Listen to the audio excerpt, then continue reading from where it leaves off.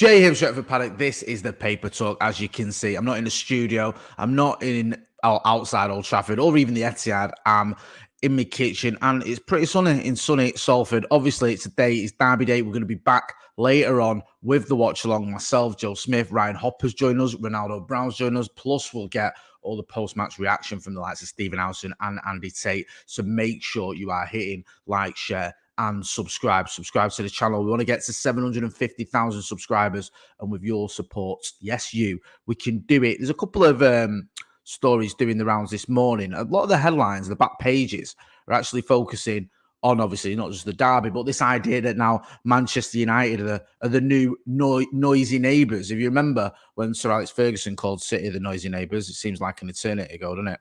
After they came into all that money and they were starting to threaten to become a bit of a force to be reckoned with. He was like, yes, they're like noisy neighbours. Well, a couple of papers have sort of flipped that now with the way things have gone between the fortunes of the two clubs. The Star has the back page, noise job.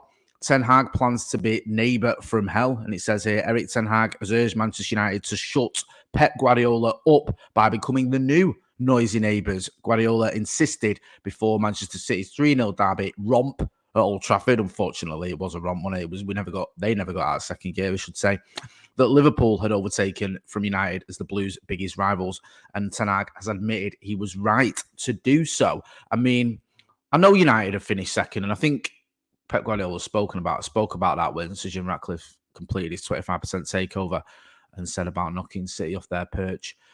United have finished second twice, I think, in the last, 6 or 7 years. Did it once under Jose, once under Ollie as well.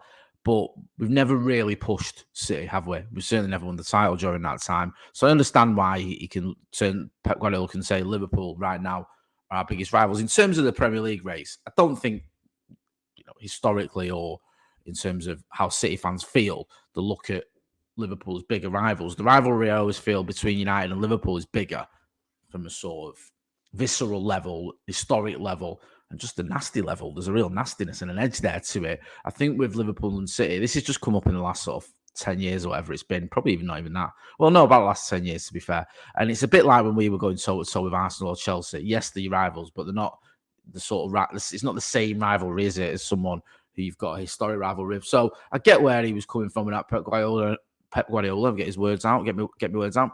And I understand why Erik Ten Hag sort of saying, yeah, but the sort of rallying call is we have to fix that. It says it on the back of the Express as well. We have to be the noisy ones now. Ten Hag message to City.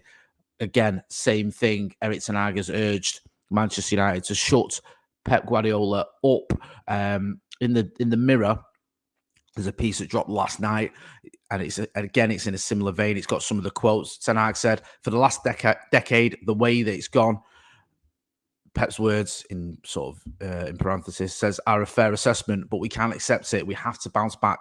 As Sir Jim says, we have to show ambition. We want to be the number one, and I think that's a good ambition. Now we must have the strategies to get this done. What did I say when I started here? We have to show ambition. We want to be the best. That is what United stands for. But at the same time, we also know where we are now.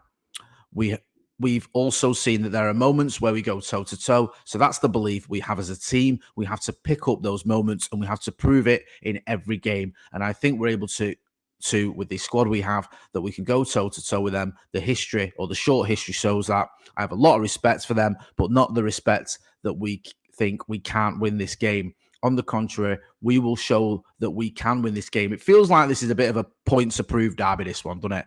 Obviously, Erik Ten Hag, a little bit of a point to prove. He's speaking out there. He's speaking up about, that United can win. He's been under pressure all season. The way that the season's panned out, you can understand that. Going out of the Champions League in such a fashion. Was it one win in the whole entire group?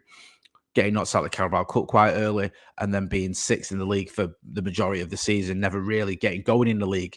Also, is it 10 league defeats as well, which is pretty abysmal. So you can understand why he's got a point to prove. Also, Marcus Rashford has been, speaking out when he spoke to the Players Tribune earlier this week. He's got a little bit of a point to prove, because he was saying, what was it? What was the quote at the end of his interview? If you back me, good. If you doubt me, even better. I mean, the words that these people are saying, that Erik Ten Hag and Marcus Rashford are saying, are all well and good. got to prove it. You got to show us what you're about. And I think this is the ideal opportunity. Now, I know it's not going to be easy. And I don't certainly think that if Erik Ten Hag loses today, then that's it. Those who are behind him suddenly stop believing in him. It's just a case of if you lose badly, it's going to add more sort of questions about your future. And in terms of Marcus Rashford, I think even, the ones that have been behind him, and I've been behind Marcus all the time. I know that sounds crazy to be behind one of your own players, but I have.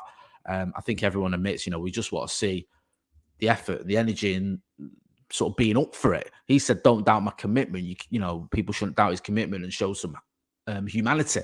That was one of the points he made in the Players Tribune interview. But if people are looking, not really seeing the effort that they think you should be putting in, then you're going to get questioned. Also on Ten Hag, he says here, I think there's a quote. Again, I think this has all come from the embargo bit of the press conference. It says, "You can always learn from opponents who are successful. You have to do it. So you have to do that, if you want to go to higher levels. But at the same time, we have to do it in the Man United way. This is a different club with a different environment and with a different DNA." I mean, yeah, we are different than Manchester City. We're bigger. We've got more history. We have a sort of a tradition and I don't know what you can call it, just maybe a bit of glamour, I think was what Sir Jim Ratcliffe said. And I get that. But people look at the results now. People look at the performances now. No one really cares about what you did years and years ago. If you're losing every week, you've got to show it now. And that's what Manchester United have got to do. They've got to get up on that pitch today and show us a performance. It's not easy to get a result at the Etihad, obviously. I think City haven't lost there for about, I don't even know, it's something stupid. Going back, I think 18 months or whatever it is. I don't know. I had the stat, but it's so depressing. I can't be bothered looking for it. But it's not impossible. We've won there before. We've won there before in recent years. Under Ole Gunnar Solskjaer, of course, we won there. So let's not pretend that you can't get a result at the Etihad. We've won there when we've been miles behind City and we've still managed to get a result. So we've got to go there with that little belief and hopefully we can get a result. I'm going to leave it there. I'm going to be back later on today for the watch along. It's going to be myself, Joe Smith, Ronaldo Brown, and Ryan Hopper is going to be joining us. You've still got time as well if you want to get your score predictions in for that watch along, because we have an hour before the game starts where we do all the pre-match build-up. So film yourself in landscape like that. Give us your score prediction. You only need to do it about 30 seconds. Give us your score prediction for the game and send it to paddockmatchday@gmail.com, and then we'll use that as part of our pre-match build-up because, yeah, I don't know. I think most of the score predictions I've seen online have been pretty negative, but you never know. It is a derby and all that stuff. Form goes out the window when it's a derby. You know all the cliches by now. Do you know what I mean? Come on. We've seen them all before, but let's not forget. It's worked both ways. I remember when United were winning everything and City were winning nothing, and they still managed to get results against us. So, fingers crossed, or maybe you need to do more than cross your fingers. Anyway, I'll leave it there. I've been Jay Motty. This has been the Paper Talk from a very sunny Salford in my kitchen. Thanks for watching.